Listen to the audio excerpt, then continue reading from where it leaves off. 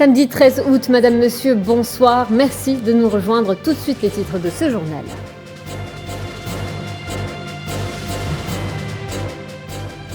Massacre de Melilla, de nouveaux éléments des crimes du régime marocain contre les migrants africains font surface. On en parle dans un instant.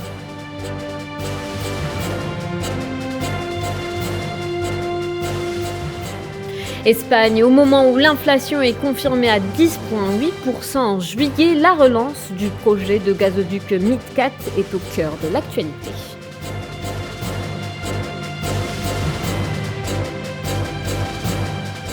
Décès du journaliste italien et ami de l'Algérie Piero Angela, ce pianiste de grand talent rêvait d'un monde plus juste et s'engage dès son jeune âge avec le peuple algérien pour son indépendance. Portrait dans ce journal.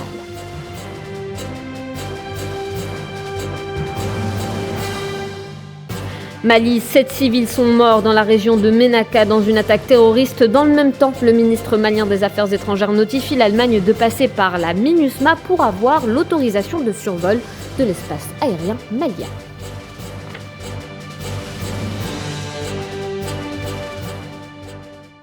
Massacre de Melilla du 24 juin dernier. De nouveaux éléments font surface. Les témoignages des candidats à l'immigration ont fait état de crimes commis par les gardes marocains à la frontière avec l'enclave espagnole. Les détails avec Amine Touta. Des rapports sur les droits de l'homme et des témoignages de dizaines de migrants africains ont révélé une nouvelle fois de nouveaux crimes commis par les forces marocaines qui ont suivi le massacre de vendredi 24 juin à la frontière entre le Maroc et l'Espagne. Alors que près de 2000 d'entre eux ont tenté de franchir la barrière vers l'enclave espagnole de Melilla. Pour les différentes associations de défense des droits de l'homme, l'une des violations les plus odieuses contre les migrants à Nador s'est produite à l'intérieur des bus qui les ont emmenés dans les régions éloignées de l'enclave vers l'intérieur du Maroc.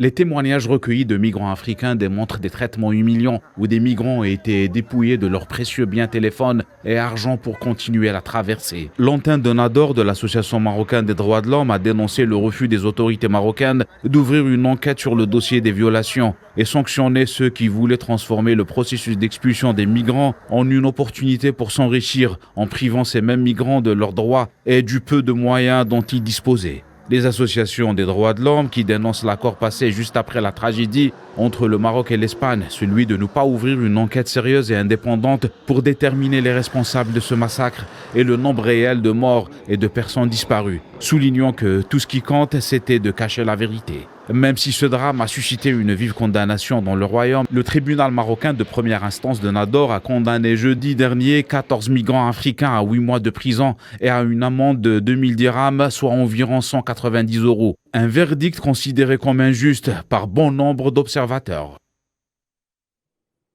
Et direction l'Espagne, justement pour parler économie, avec une inflation à 10,8%, une première depuis 1984. Vous l'aurez deviné, comme partout ailleurs, cette inflation est entre autres la conséquence de la hausse des prix des hydrocarbures. Et le pays peine à relancer son économie. Safouane Ben Sabri. Dans la péninsule ibérique, la température n'est pas la seule à atteindre des sommets. En plus d'une chaleur record, l'inflation ne cesse de grimper dans le royaume ibérique. L'Institut national de statistique a enregistré une hausse générale des prix de plus de 10%, un taux qui stagne depuis 2 mois. Une telle inflation n'a pas été atteinte depuis le mois de septembre 1984. Cette hausse des prix d'une année sur l'autre a été principalement tirée par la hausse des prix des produits énergétiques de 41% et des carburants et combustibles de 33,4%. L'Institut national de statistique désigne 3 principales raisons. D'abord, les dépenses liées au logement, elles ont augmenté de plus de 23% sur un an et de 4% sur un mois, notamment à cause de l'explosion des prix de l'électricité, malgré le plafonnement des prix introduit en juin. Viennent ensuite le secteur vestimentaire et des chaussures, puis le secteur alimentaire et des boissons non alcoolisées. Ainsi, alors que plusieurs pays européens tentent vaille que vaille de relancer leur économie post-Covid, force est de constater que plusieurs facteurs freinent cette relance tant attendue. La hausse des prix des hydrocarbures, du transport de marchandises et des ressources énergétiques défavorise le redécollage économique de la zone euro. Et pour faire face à cette crise énergétique, tous les moyens sont bons, malgré le fait que le projet de gazoduc MidCat fasse l'objet de beaucoup d'opposition.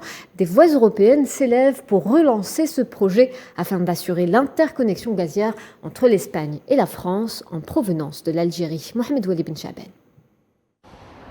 Pour s'affranchir du gaz russe, comme le souhaite l'Union européenne, de nombreuses voix s'élèvent pour relancer le projet de gazoduc Midi-Catalogne pour assurer l'interconnexion gazière entre l'Espagne et la France.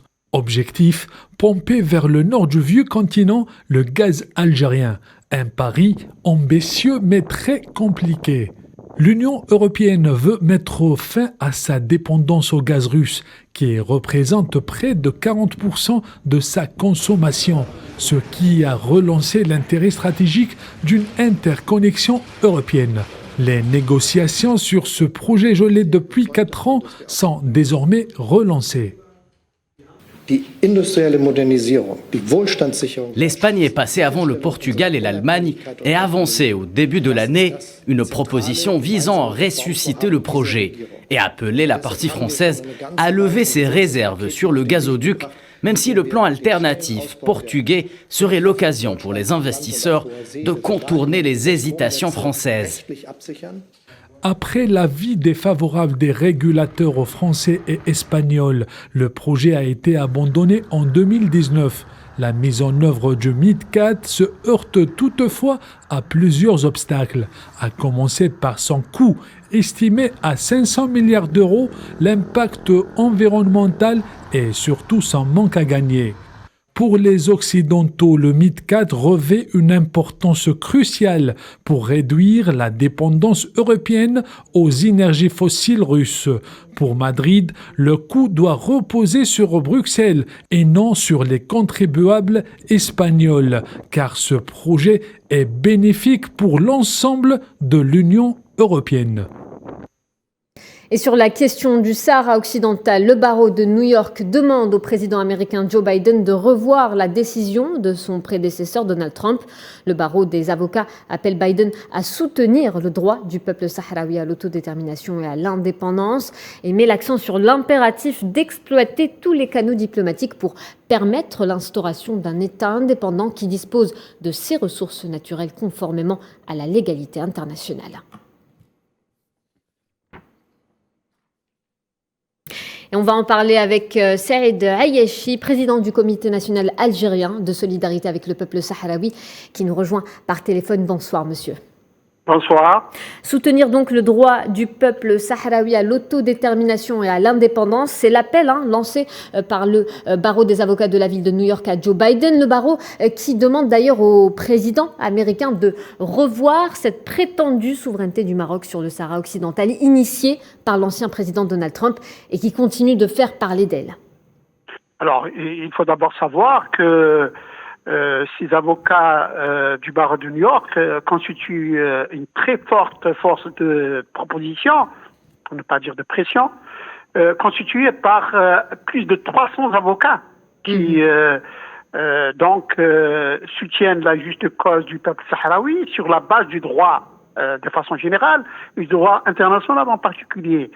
Ces avocats, en fait, revendiquent l'application du droit international et notamment la résolution 1514 des Nations Unies qui reconnaît à tout peuple d'un territoire déclaré non autonome de bénéficier d'un référendum d'autodétermination. Et c'est ce que soutiennent depuis maintenant une quinzaine d'années ce groupe d'avocats qui ne fait que grossir d'ailleurs. Ils étaient partis à moins d'une cinquantaine, ils sont plus de 300 aujourd'hui, et qui, rappelons-le, vient après ce qui s'est passé au sein du Sénat américain. Ce consortium, si l'on peut dire, des avocats de New York revendique tout simplement l'application du droit international et donc le droit du peuple sahraoui à pouvoir bénéficier d'un référendum d'autodétermination, comme le recommande chaque année d'ailleurs de façon très pertinente les différentes résolutions du Conseil de sécurité des Nations Unies. Sauf qu'il n'y a pas d'application sur le terrain. Je dirais que parmi ces avocats new-yorkais figure une certaine Thomas Catlin, qui elle-même a fait partie de la MINURSO dans les années 2000 et qui, fort de son expérience sur le terrain, mène un soutien et une solidarité de premier plan pour la cause des peuples sahraouis. Et ce barreau qui a également exhorté le président Joe Biden, vous venez de le souligner, à soutenir l'ambassadeur des États-Unis auprès de l'ONU au sein du Conseil de sécurité en vue d'élargir justement la mission des Nations Unies pour l'organisation d'un référendum. Vous savez que la MINURSO est la seule entité onusienne à l'étranger qui ne bénéficie pas dans son mandat de faire respecter, de protéger les droits de l'homme dans les territoires où elle se trouve. Oui. Et précisément, c'est parce qu'il y a cette carence dans le mandat de la MINURSO, et là encore on retrouve la patte de Thomas Kathleen, parce que la MINURSO n'a pas donc prérogative dans son mandat de faire respecter, de défendre les droits de l'homme.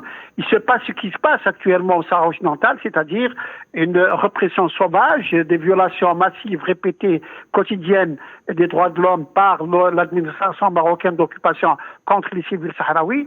Et c'est déjà en 2013 que l'ambassadeur américain avait demandé l'élargissement du mandat de la MINURSO à la défense des droits de l'homme. Et c'est la France qui, par un veto, s'est opposée à l'élargissement de ce mandat. Et d'ailleurs, dernièrement, au sein du Sénat américain, d'ailleurs, un comité aussi a fait la même demande au président Biden pour,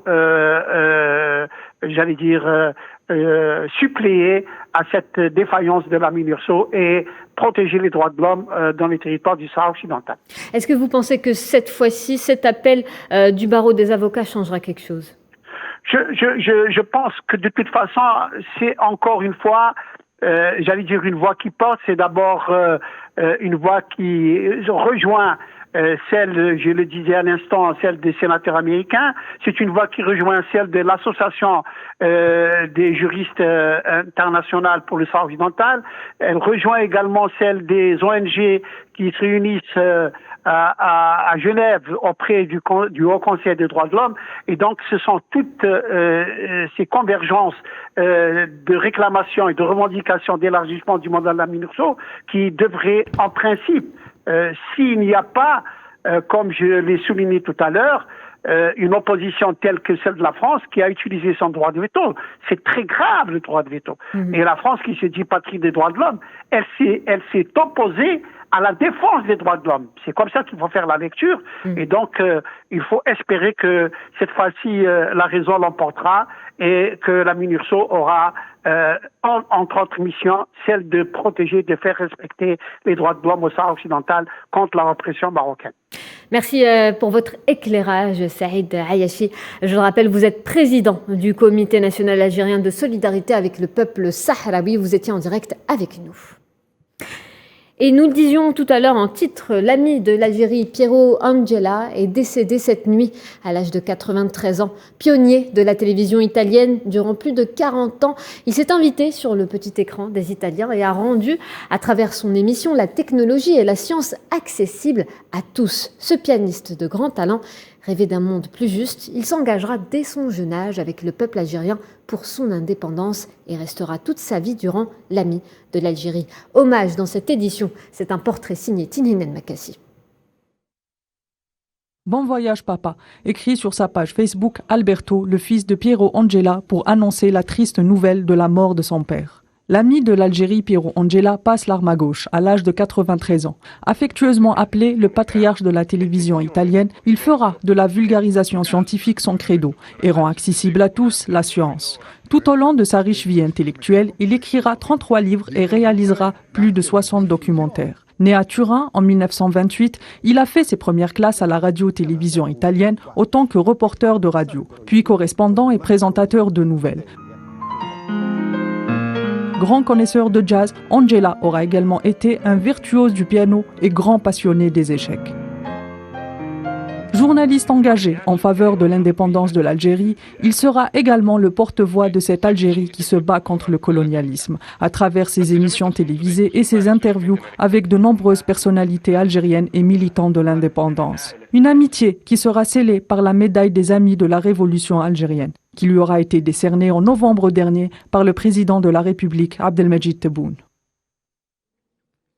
Et au Mali, 7 civils sont morts dans la région de Ménaka. Ils ont été la cible d'une attaque terroriste selon un communiqué publié par les Touaregs Idakasak. Les terroristes sont affiliés à Daesh. Ils ont fait irruption dans la localité d'Assalilat, tuant les 7 personnes civiles et emportant leur bétail. La communauté Idakasak attire une énième fois l'attention des autorités maliennes, des mouvements signataires de l'accord pour la paix et la réconciliation issus du processus d'Alger et de tous les partenaires du pays sur les massacres commis à l'encontre des civils dans cette partie du pays. Et le ministre des Affaires étrangères malien Abdoulaye Diop a notifié l'Allemagne de passer par la MINUSMA pour avoir l'autorisation de survol de l'espace aérien malien. Et cela pour des impératifs de sécurité nationale. Abdoulaye Diop s'exprimait lors d'une audience accordée à l'ambassadeur de la République fédérale d'Allemagne au Mali, Dieterich Pohl. Une déclaration qui survient au lendemain de la décision de l'Allemagne de suspendre jusqu'à nouvel ordre la majeure partie de ses opérations militaires au Mali dans le cadre de la MINUSMA. Au Kenya, les citoyens toujours dans l'attente des résultats des élections générales. Ils étaient plus de 22 millions Kenyans à avoir été appelés aux urnes mardi dernier. Le chef de la commission électorale avait admis la veille que le décompte des résultats du scrutin n'allait pas aussi vite que prévu. Des résultats provisoires indiquent une course serrée entre les deux candidats principaux, William Ruto et Raila Odinga. À Kisumu, la frustration est palpable parmi les électeurs.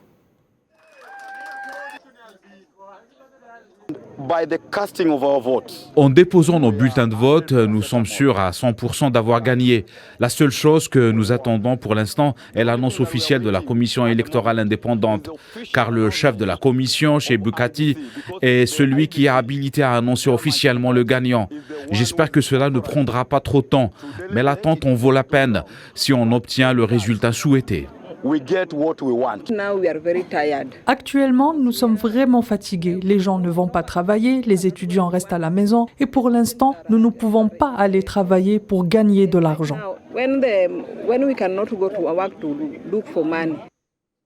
Et la colistière du favori de la présidentielle kenyane Raila Odinga, Martha Karua, affirme avec conviction qu'il n'y a aucune chance qu'Odinga ne soit pas en tête du scrutin. On l'écoute.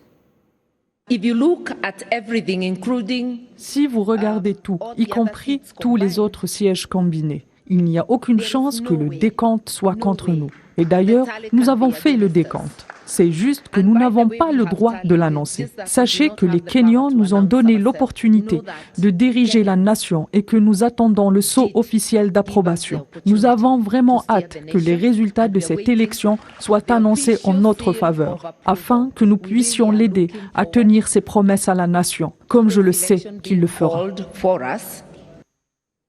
Sierra Leone, le président Julius Maada Bio affirme que les émeutes meurtrières de la semaine dernière visaient à créer une insurrection pour renverser le gouvernement. Il accuse l'opposition qui a appelé au calme et à la cohésion nationale. Il a promis une enquête et annoncé des funérailles officielles pour les membres de la sécurité tués dans ces émeutes dans au moins 3 villes de Sierra Leone, dont la capitale, Freetown. Un couvre-feu de 19h à 7h est maintenu jusqu'à nouvel ordre.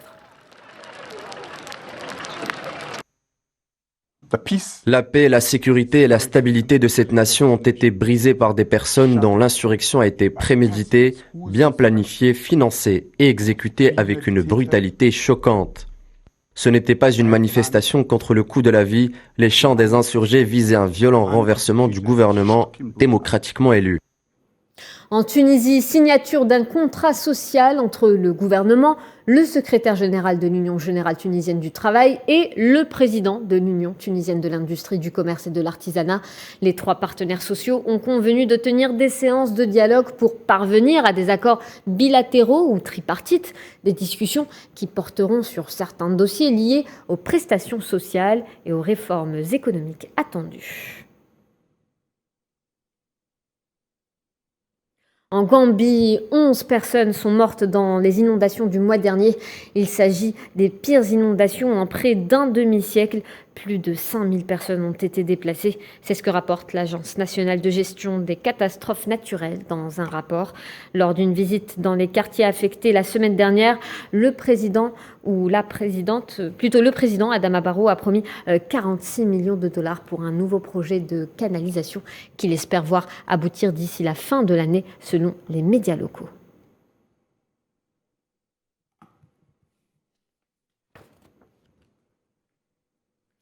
En Irak, des partisans du cadre de coordination opposé au leadership Moqtada Sadr et pro-iranien ont installé des tentes sur un pont menant à la zone verte. Une installation qui survient un jour après avoir lancé leur propre sit-in et près de 2 semaines après que les partisans de Sadr ont pris d'assaut le Parlement. Le bras de fer entre opposants et soutiens de Sadr continue de se durcir et le pays est confronté à une impasse politique. En Égypte, le Parlement a approuvé un large remaniement ministériel pour la première fois depuis 3 ans lors d'une session extraordinaire. 13 ministres font leur entrée au gouvernement. Selon le compte Facebook du président Sisi, ces changements ont été approuvés après consultation du Premier ministre Moustapha Madbouli.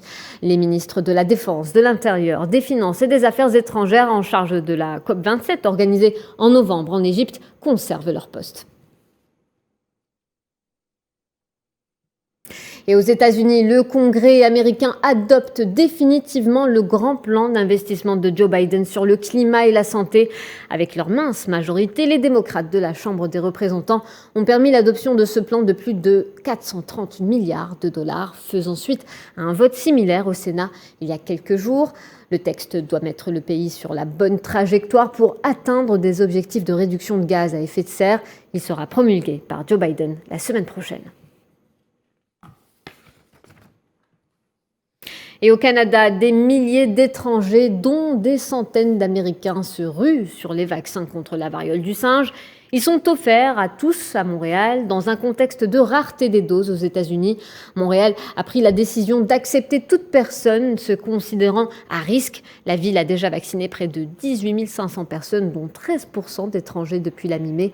Le 11 août, le Canada comptait 1059 cas confirmés de variole du singe. Les autorités fédérales ont toutefois ajouté qu'il y avait des signes précurseurs indiquant que la propagation des infections commençait à ralentir.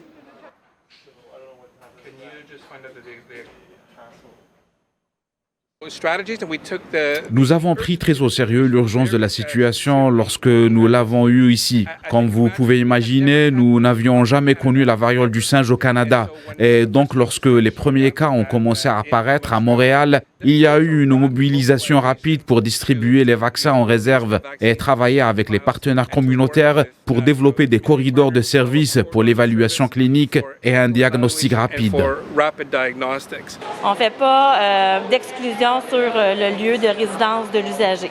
Donc, si quelqu'un provient d'une autre province ou d'un autre pays, mais qui rentre dans nos critères actuels de facteurs de risque pour la transmission de la variole, on va procéder à la vaccination lors de sa présence dans nos cliniques. Sport, le Ballon d'Or est de retour pour sa 66e édition avec une nouvelle formule et de nouveaux critères. 30 nominés ont été dévoilés hier pour les nommer masculins du meilleur joueur de la saison et non pas de l'année. Détail avec Faisal Salah. La performance individuelle est désormais le critère numéro 1 du Ballon d'Or. Celui de la carrière a tout simplement disparu. Le Ballon d'Or a certes changé, mais les 30 derniers nominés de 2021 n'ont pas tous résisté à ce changement. 18 nouvelles têtes, surprise, le grand absent, l'Argentin Lionel Messi ne soulèvera pas son 8e Ballon d'Or le 17 octobre prochain. Et le compteur s'arrêtera à 15 nominations. Rivalité sportive oblige, Cristiano Ronaldo y figure pour la 18e fois, malgré une saison plutôt décevante avec Manchester United. Le coéquipier de Messi au Paris Saint-Germain, le Brésilien Neymar, ne figure pas non plus. Le Ballon d'Or est devenu une tradition pour l'Algérien Riyad Mahrez, auteur d'une saison magnifique avec les Sky Blues, le titre de la Première Ligue, meilleur buteur de Citizen, toutes compétitions confondues. On notera aussi la présence de Mo Salah de Liverpool, une valeur indiscutable dans le monde du foot. Sadio Mané, champion d'Afrique avec le Sénégal, Kylian Mbappé, Haaland, la machine Lewandowski et le grand favori Karim Benzema. Selon la presse espagnole, la voie est libre pour Cabernet pour remporter le premier Ballon d'Or de sa carrière. Thibaut Courtois et Mike Maignan ont l'honneur d'être parmi les nommés à la fois pour le trophée Yashin et pour le Ballon d'Or. Un rituel aussi lors du Ballon d'Or, 20 footballeuses nominées la championne de l'Euro Beth Mead est favorite aux côtés de l'Allemande Alexandra Popp. Kamavinga et Gabi sont les deux favoris pour le trophée Raymond Kopa, dans une liste où figurent 8 autres joueurs. On va continuer à parler football avec le décompte à 100 jours avant le début de la Coupe du Monde. Le lancement du décompte symbolique célébré vendredi plutôt que samedi par la FIFA et le Qatar a été perturbé par la décision d'avancer d'un jour le début du tournoi. Jeudi soir, le bureau du Conseil de la FIFA et les organisateurs locaux ont entériné sur une décision unanime ce changement. Le match entre le pays organisateur et l'Équateur, initialement programmé le 21 novembre, aura donc lieu la veille à 19h locale au stade El Beid El Khor au nord de Doha, tandis que la rencontre opposant le Sénégal aux Pays-Bas, initialement prévue comme premier match du tournoi à 13h, heure locale, le lundi 21 novembre, a été décalée à 19h.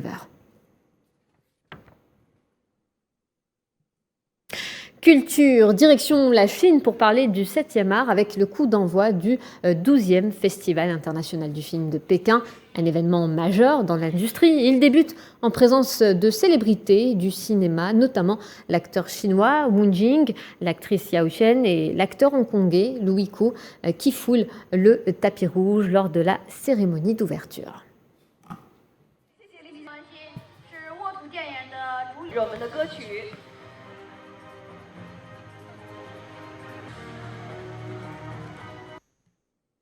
Voilà, c'est la fin de ce journal. Merci de votre attention. Tout de suite, un point météo. Je vous retrouve le week-end prochain, comme de coutume. Suivez-nous sur nos réseaux sociaux en scannant le QR code qui s'affiche à droite.